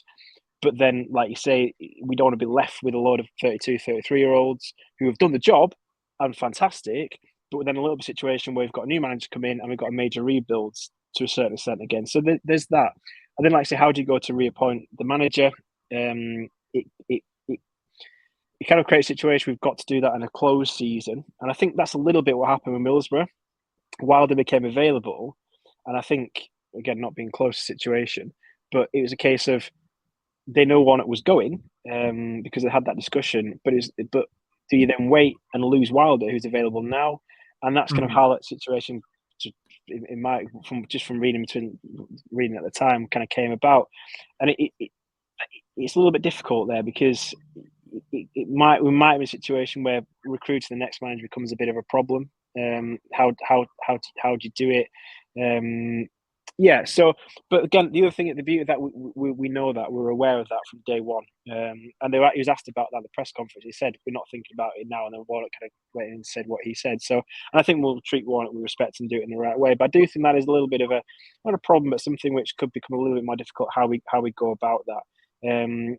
But other than that, I don't necessarily think so, because if we get a bit kind of pragmatic football and it does the job and we sit mid-table, you never want to say, certainly Championship football, you never want to say you take mid-table because anything can happen. And we've been an example of that ourselves under Wagner. But equally, I think given the way the club is and what we're looking to do and how we could develop from that, I think that's also not a negative thing. So, yeah, I'd probably take a year of Warnock ball, which is it's been coined, but I don't necessarily like that phrase. I enjoyed Warnock ball because of the results we got. And if we plateau towards the end of the season, that's not necessarily a bad thing either. It might even make it easier for someone to transition in and not being the man after man, which they would have been, obviously, starting the new season without Warnock. So there are negatives, but I think they're quite obvious. I think we can mitigate those by having a plan in place and being aware of it and working smart with the situation we've got, which we'll face next season with a new manager. Or Warnock just does another year. The away followings are going to be continues. The away followings are going to be much better, Johnny. But I'll tell you what will be fascinating. What happens if we're 7th in January? The window opens. Then what's going to happen there, Mr. Nagel? Honestly, it's going to be such an exciting season. Fascinating to see what could happen. And part of me thinks if last season carried on for another 2 months, where we could end up, it were pretty incredible, really. But was Warnock ball all that bad when you think about it? Yeah, people touch on that Blackburn game, but that seemed to be a bit of an extreme circumstance. We went to Sunderland, we give them a right game there. We should have won, I thought. So we can play when we want, and but he always kept saying, "I've got the players I've got. I've got to adapt to with the players I've got." Next season, hopefully, he knows obviously what most of these about, and hopefully some additions what he wants. So, it's slicking my lips, man. Is it August already? Oh, we're playing at Bodmin first. Up the Bodmin.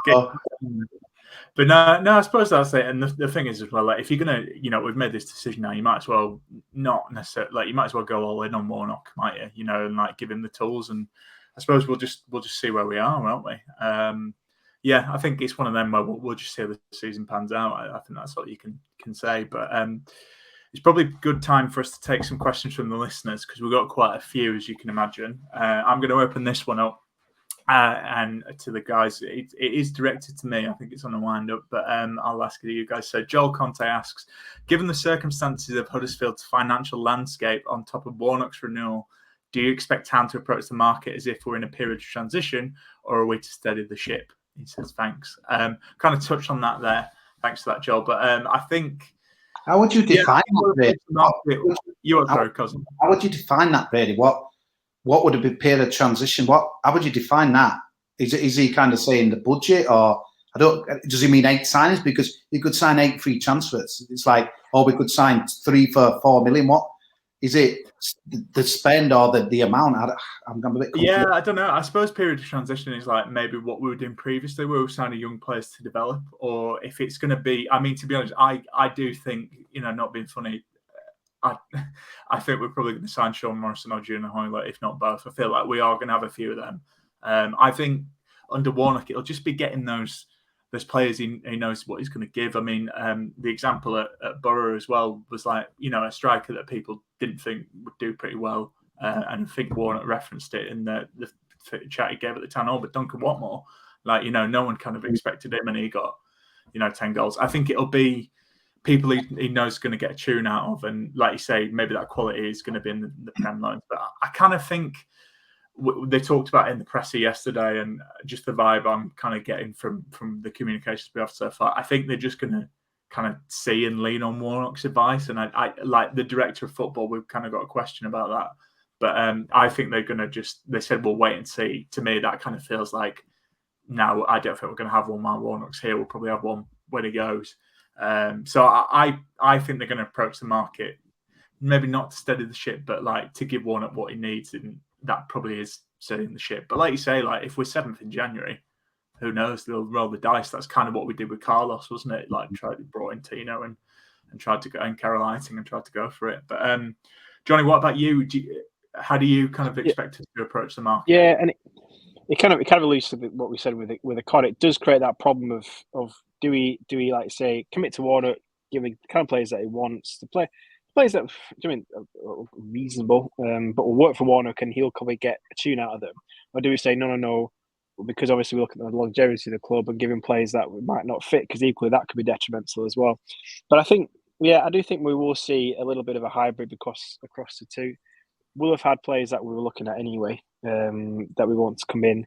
I think they'll be put in front of Warnock to kind of ultimately, is it somebody he can work with? There's got to be a balance between people to do now and people to kind of move forward. And I think Hartrick said it on our live show that last summer was very much recruiting for the squad, whereas this summer it needs to be a recruit for the first team, because there are some clear and obvious gaps in that first team. whether that would, I think that would kind of fall more under the transitional point he makes there. But it does need to be players that will fit that mold. And if you get a few senior pros like Hoyle and Morrison's, that might do it. But then it's how long, because we've got a few senior pros in there already. So it's got to be well done and well balanced. But it does need to be first team recruits as well, I'd say. Yeah, Kosi, how do you think we'll approach the transfer window? I don't know. Kevin Nagle seems an excited guy, doesn't he? And that's well. I think the weirdest thing is we just don't know what his kind of wealth is, Brady. We were chatting kind of on our internal communication about the Gillingham owner today.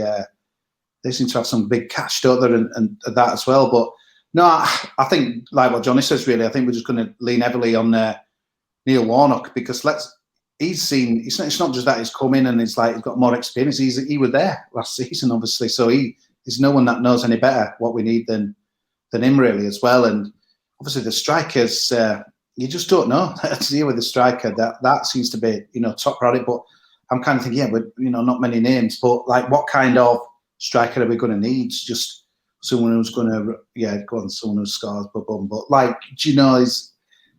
it's almost like sometimes if you couldn't, mold Tyrese Simpson in with Jordan Rhodes, you know what I mean? You'd have the perfect striker there, wouldn't you? Like power and strength, and obviously the poacher extraordinaire. So it sounds like, I mean, he did mention there, said that we don't want to blow all our budget on kind of one player as well. So it's going to have to be creative transfer dealers, but it's what we used to be honest with you. And that's well, apart from when we were with Lee Clark and when he was just getting thrown about left, right, and centre just for anyone at that point. But yeah, no, it's good.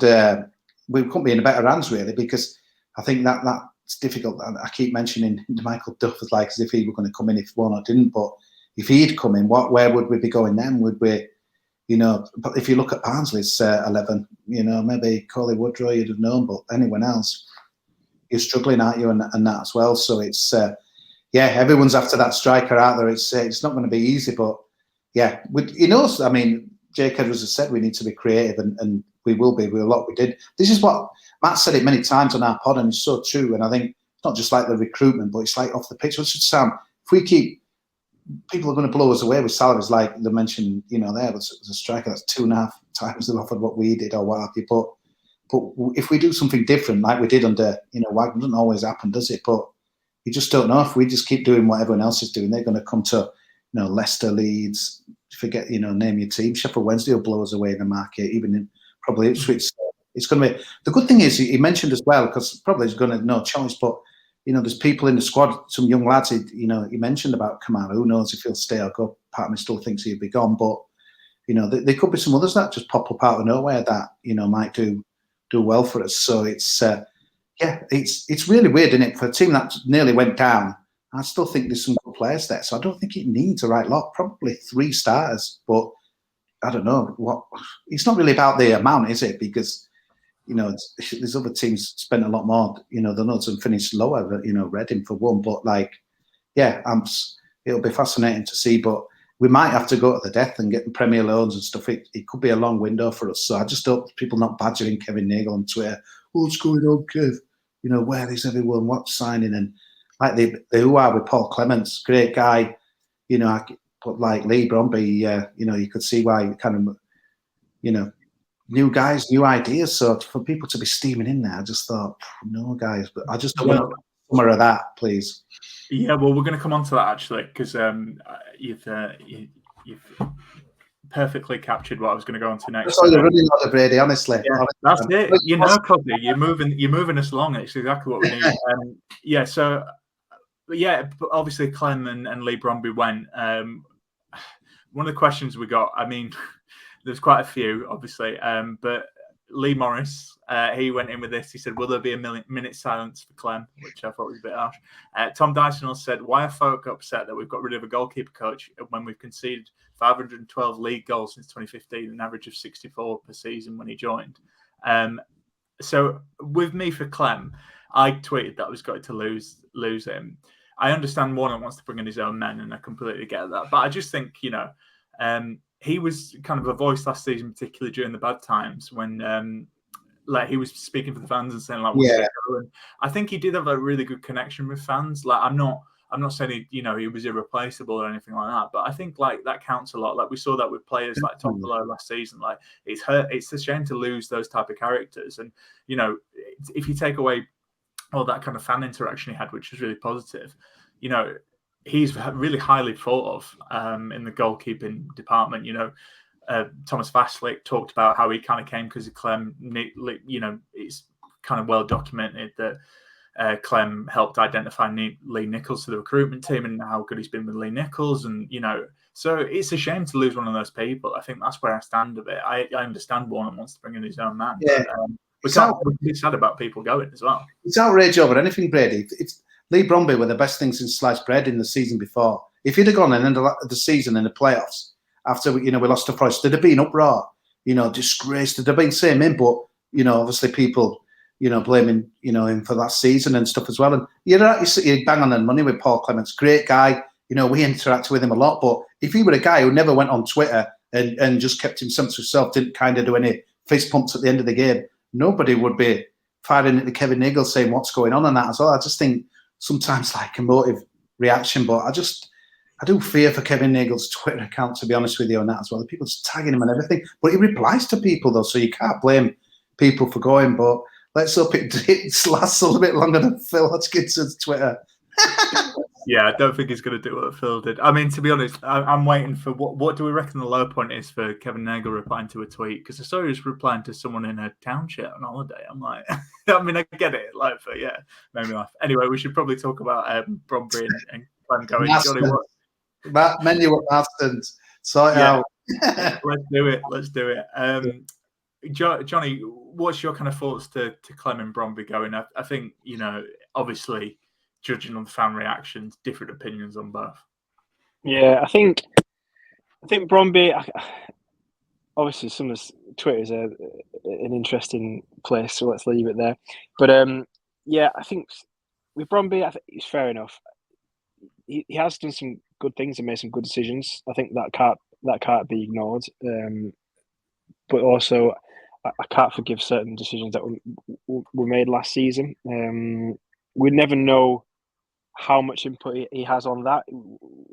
Similarly, in the live podcast with Glennon, kind of alluding to how much Schofield impacts Schofield on picking the team. We're not inside the club, but we can only judge it from what we see.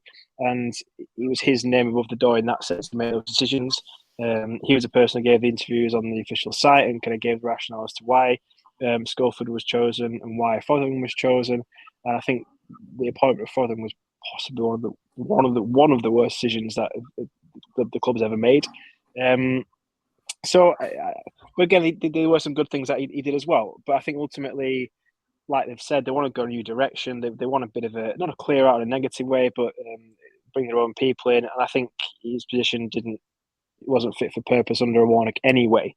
Clem, it's interesting. I think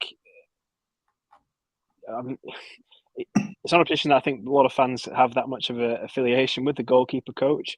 And obviously there's reasons why we do. He's been there for a while. He's been there through some good times.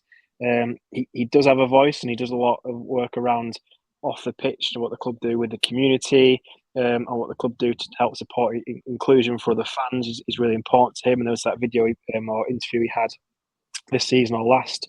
So it's a shame to lose someone who has a voice in the club towards the fans, because it is a rarity, certainly the level that we play at, to get that.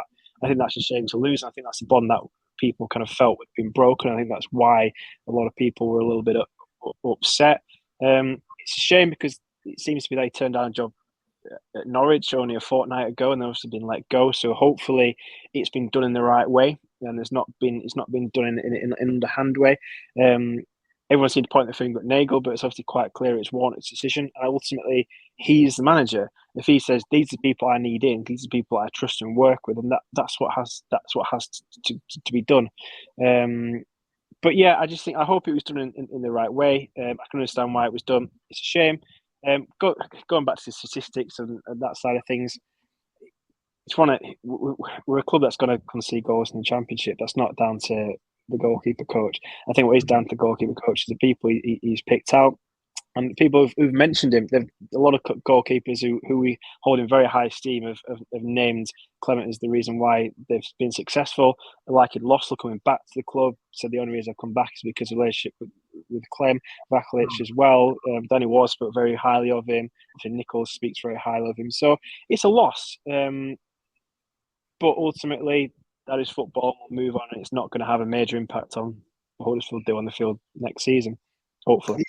Ian Bennett, though, great recruit. He loves Huddersfield Town a lot, and that as well. Spoke to him a few times, kind of like messaging stuff. Because we had, I remember doing a thing on Radio Yorkshire for him back in the day, and kept in touch. And loves the club. He used to send me a few comments on, different things when he went there. Saying we're worried about this or pleased with that. So this is, I know he's been at a few clubs, but he loves Huddersfield Town. So I was really chuffed to hear his name back. And it's weird, Johnny. I just think it's modern day football now. It's kind of outrage on anything. And 10 years ago, for be goalkeeping coaches going and stuff, it's just everybody wants to comment on every single bit of news now. It's just madness, isn't it? It's just to quote the great. It's really common, isn't it? If you get a new manager in, they have a backroom and clear out. It's nothing new there. And again, it goes back to the potential cons of Warnock is the fact that have we lost someone who was good in their position, good for the club, liked the club, loved the club, had a connection with the fans for a tenure of one season? And that's where it's difficult. How much do you give Warnock exactly what he wants, which you could argue is the right thing to do, versus how much do you think, well, you are only here for a year, and if you go and then, not to say Bennett will go, because I'm not saying we'll get another job, but he's not necessarily, are you left with the club in the right position based on the people you've had to bring in to support Warnock in the time you've supported him? So it's difficult. And I think Clemens one might have fallen victim to that. But again, we don't know. He might be quite happy to move on, and equally, it's part of it. Two new voices on the train. That freshens things up, mate. Don't, no disrespect to the guys, but it's just like, it gives us, Chico going in. New guys, isn't it? We need every business. I don't say in any department. You get a couple of new people in the office. It freshens it up, doesn't it? It's like keep everything in that. Sometimes it can get a bit stale. But like I say, we don't know why they went. I think the thing is, you could say as well, like we saw this last season before Warnock came in. Like you could argue, you touched on it there, Johnny. Like a lot of people when they come in, they do bring in their own staff, and you could maybe argue Town didn't do that. Like Fotheringham did get his own people in for a while, like Schofield. So yeah, I think with the Clem thing, like it's a shame, but like it does happen. I think it's just it's a shame to see good people go. That's what I've said. But I understand Warnock wants to bring in his own man, and with Bromby we kind of touched on it. But yeah, I think it was probably a good move for all, isn't it? I think that's all I'll say about that. But before we'll move on, lads, because we have one last thing to talk about, because there was a lot in the press set. It's more about Danny Ward and Josh Karoma. So HT AFC Dukes, he says a lot of debate around Danny Ward on here at the moment. He's in the pro-Ward camp after his battling performances last season, thought he was key, but I can understand why many aren't in favour due to his low scoring rate. What do you guys reckon? Is he good enough to be our starting striker? Kosi, what do you think? What do you think about Ward? You said you were quite happy. Yeah, the only thing is, Brady, I know he's calling a shot. I just want to see him on a 1 year deal, mate, rather than a 2. Like to maybe see, I don't know, Simpson come through or some kind of striker, but I don't think how anyone can deny Danny Ward a new contract, really. To me, he played unfit. He played injured for months, I think. He played through the pain barrier. It made me laugh. I've heard some people describe that goal against Sheffield. Well, he had nothing left. I don't know if you're on this pod, but nothing left to give, so he just swung at it. And obviously the goal of the season, voted by everyone as well. But I think it's a bit brutal, people who are kind of saying, I get, the trouble is, I think people like new era, new this, new that, so let's get some kind of new blood. But I don't remember that many sitters that he missed. We just created absolutely jack, didn't we? It were embarrassing half of them games under Fotheringham was certainly under him. He was just chasing after lost causes. I used to think, Jesus Christ, I know he gets paid all right, but it must be so disheartening to just running your nuts off and just getting no service. And Jordan Rhodes pretty much the same when he used to, they used to do the straight swap. So yeah, I'm not a problem with it, to be honest, Brady. I think a fresh season, and he's a fit guy, is Danny Ward as well, even though, in his first spell, definitely had a lot of injuries, didn't he? And he did when he first came as well, back for the second time as well. But yeah, it's just probably the 2 season. But he can probably call the shots. And let's be honest, even though footballers are well paid, it'll be a cheap deal, mate, won't it, to keep him? He loves the area. I was playing golf with my friend the other day in Huddersfield. So yeah, we know what we're getting. Like we're saying with Warnock, we know what we're getting. We know what we're getting with Ward. People might be yelling at me, yeah, we're getting Ward, not goals, mate, and all that. But for me, I just think a good guy in the dressing room, good professional. You need them guys in your team. So yeah, but for me, if you suppose you offered him a 1 year, he'd probably go at this age somewhere else. I don't know, on a 2 year deal, maybe to a League One. So I think I can kind of see why he's pushing for a 2 year deal and the club would accept. So yeah, no qualms for me really. Just on the length is the issue for me. Yeah, no, I'm with you. I think like Stephen Chicken talked about it in our live show, but he was crucial to us staying up. Obviously, he got the winner against Sheffield United to keep us up. But I've always been a bit pro Danny Ward. Like I think I know people want like a striker who scores goals, but he works so hard for the team and he brings other people into play. And I think like he's so selfless as a player. And if you're gonna have Warnock for a year, give him a guy he loves so much because he can clearly get a tune out of him. So I'm fully behind it. I mean, even a 2 year deal, like I know it's not ideal, but like you say, I think the cost to replace him would be so much more than offering him a 2 year deal. So yeah, I'm a big Danny Ward fan. I've got a lot of time for him. And we saw when he does have people creating stuff for him, and look at Sorba's season where he was hot under Corberan. Ward, he got like 14 goals. So like he can score. It's just, I know that's a one, like people say, oh, that's only like 1 season, but if he's playing under Warnock for 46 games, and I think they'll probably rotate because Warnock talked about a starting striker, but yeah, I think he can really get a tune out of him because we've already seen that. Jonny, are you pro Wardy staying? Yeah, absolutely. And I don't. Again, it's what capacity he takes on in the squad now, isn't it? I don't think he's going to be starting all 46 games. And if he does start all 46 games, because he'll be performing, in which case, fantastic. I think he does a job of what Warnock wants really well. Obviously, Rhodes didn't get much of a look in, and he kind of alludes to the fact because what he needs from a striker is different to Rhodes' game. It wasn't anything other than that. And I mean, it's a bit of a unique role, and having a striker who's willing to do that, he's willing to kind of put that hard yards in. They might not get all the opportunities they want. They might not score 15, 16, 17 goals. There's not many strikers around who want to do that equally as well. So do it so selflessly. We've got some of the club that we know, and obviously we're happy to work with Warnock. I think it's a bit of a no-brainer, but I think it's just understanding what role he takes on. If we're kind of thinking, right, well, that's a striker sort of Danny Ward signed for the season, probably a little bit high risk, but I don't think we are from how Warnock spoke. So I think in that regards, you probably couldn't get better for what we're going to pay him for the experience he's got. And again, it's comfortable, isn't he? He knows the club. He works hard. There's no risk there from our perspective. So yeah, I think if he signs a 2 year, fair enough. He's obviously a key experience part of the dressing room as well. We can obviously help deliver Warnock's message to anyone else in that striking unit who comes in to the club as well. So I think there's a lot of benefits there to give him another contract, be it 2 years or 1. Yeah, no, well said. And last one from me, lads. Josh Koroma. He's obviously one who we're in talks with. Doesn't sound as close as it does with Wardy, but is this your dad, Jonny? Paul Gillespie says, would it be risk to offer Koroma a long-term contract given that Warnock won't be here after 12 months? You don't have probably to is. Probably is. Yeah. But what do you think? I think if you did a poll, you'd probably get it quite evenly split on this one, because there's your heart that's kind of saying, look what he did. We know it's Warnock. It's probably a little bit more swaying towards giving the contract. When we didn't know it was going to be Warnock, there was issue that if a new manager comes in and doesn't speak Kroma's language, do we get the Kroma that got bombed out to Portsmouth again? We know we're not going to get that next year.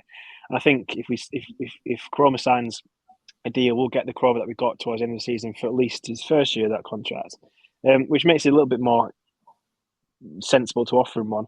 And whether we can maybe look at to think, well, actually, okay, maybe there's a bit more residual value if you look to maybe sell him after that year potentially. I don't know. It's all around who else is there. Do you know what I mean? If we don't give that contract to Koroma, who else is there in the marketplace we potentially get in as well? Potentially to look at. But I think if we kind of focusing on next year, I'd like to have him at the club. But it's all around what it's going to cost us. I think there's rules out there. If you kind of give him the contracts, you've got to go up in salaries or some stuff like that. I'm not quite up on things like that, but we don't want to break the bank for a Corona. But I'm more comfortable with it now. We've got Warnock for next year, but we'll see. He's a little bit more of a risk than Danny Ward. He's probably going to be a bit more money. But whether there's probably a bit more residual value as well. We're not going to get cash for Danny Ward now where he's in his career. If Chroma goes on and storms it and kind of emulates what he did over 15 games over 46, he could be a player we might even get some cash for. So there's that as well with Chroma, but slightly more risk. But I probably would offer him a contract now we know we've got Warnock. Yeah, Kosi, what about you? And how are you feeling about Chroma if he did sign a new deal? Yeah, an interesting one. Obviously, Warnock mentioned a couple of times about wage structure and not wanting to get a striker, for example, who was on 3 times whichever else dressing room unable, etc. So, I mean, it was mentioned obviously on the live pod about, Coroma probably wants some great money on his time, and hopefully what he did, well, for his sake, with us in the last, 8 weeks of the season, we'll kind of get him that. But to me, it'd be on our terms. I wouldn't have a problem with it. Again, exciting times, but part of me wonders if Thomas and Coroma could play in the same team. Is it either or would the club maybe cash in on one? Well, obviously one's out of contract, but to me it'd be a bonus getting him because I think if he does come, I think he believes in Huddersfield Town where, when he went to Portsmouth, I thought there's absolutely no chance of even A, wearing a shirt again and B, signing him another contract. But I'm one of those people who only remembers the good. So, when he was unplayable against Sheffield United that night and was really good as well at Sunderland with that goal. And so, yeah, if we can get him, then great. But it's one of those, I don't think I'd be too upset if we didn't get him, but it'd be a bonus. But for me, it'd be on him.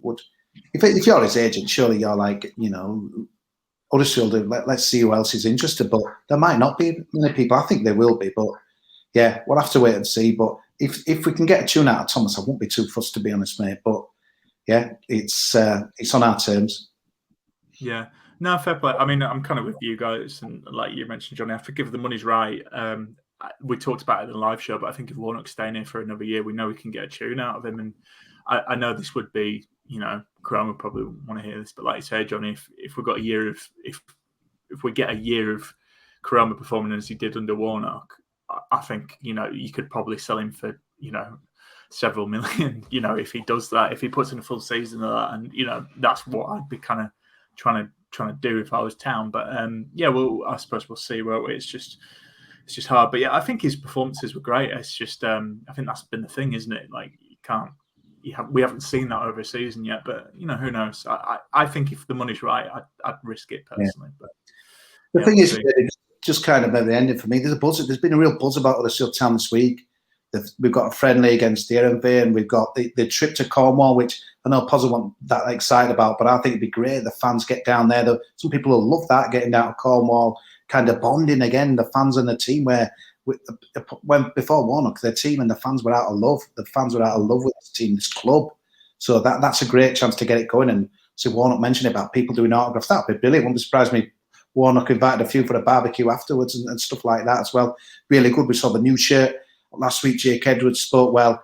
Honestly, there was so much damage, I think, that was done after, probably after Wagner, really. That's the most close I've ever felt for the club. And so we know that, obviously, what's happened, but honestly, it just feels good again. I've had a few people kind of DM me this week when I put that tweet out, just saying it feels there's a buzz about the place and stuff. And sure, there'll be a wake it out soon. There'll be signings and stuff. It just, the Warnock factor, I know people who were renewing season cards that have not been interested for it, certainly not last season and stuff. It's really good. I just think they're being smart, setting expectations. So I don't think people are rocking up for a promotion season, but I think we're all thinking, could it?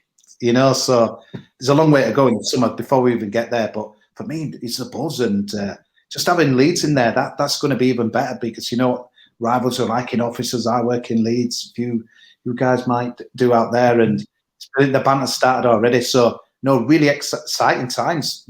I'm honestly that Jake Edwards. I'm sold, but obviously us all this we stick together. No, there you go. And Johnny, before we go, anything you want to say before we wrap up? No, like just like I said at the beginning, isn't it? It is exciting. I quite like what Kosi said actually. And I think I absolutely feel the same. It does feel like in a weird way we've kind of just been promoted. When we said it, I was like, I kind of feel a bit of excitement. It is a little bit like that. It just feels new. It feels different. And do you know what I mean? It's nice, isn't it? Because there's a bit of not expectation, bit of excitement about the unknown, what it could look like, who's going to be playing. And I think Warnock just gives that little bit of anchor to that excitement as well. So I think it's a good time to be positive. And like we said, we'll see over the next kind of fortnight, 3-4 weeks, what comes of it, and we'll probably learn more as things happen throughout those kind of pre-season weeks. But I think it is exciting. So yeah, it's Definitely. a good time to be a Town fan. It certainly is. And before we go, we'll give some thanks to people. So you might see a little thing rolling if you're listening to us on YouTube, but just want to give thanks to Magic Rock, who always sponsor our podcast. Don't forget you can use the code AHTDC10 for 10% off all your beers. Beer and sunshine. What a combination. That's all I've got to say. Thanks to Jonny and Kosi for joining us. Thanks to you all for listening. Thanks to Jonny from the Boro Breakdown and Dom Howson from Yorkshire Live. And that'll do it. I'm sure we'll see what goes with the pods, but if there's anything interesting, we can't resist talking about Town. So it's an exciting time. So we'll see you around for the next one.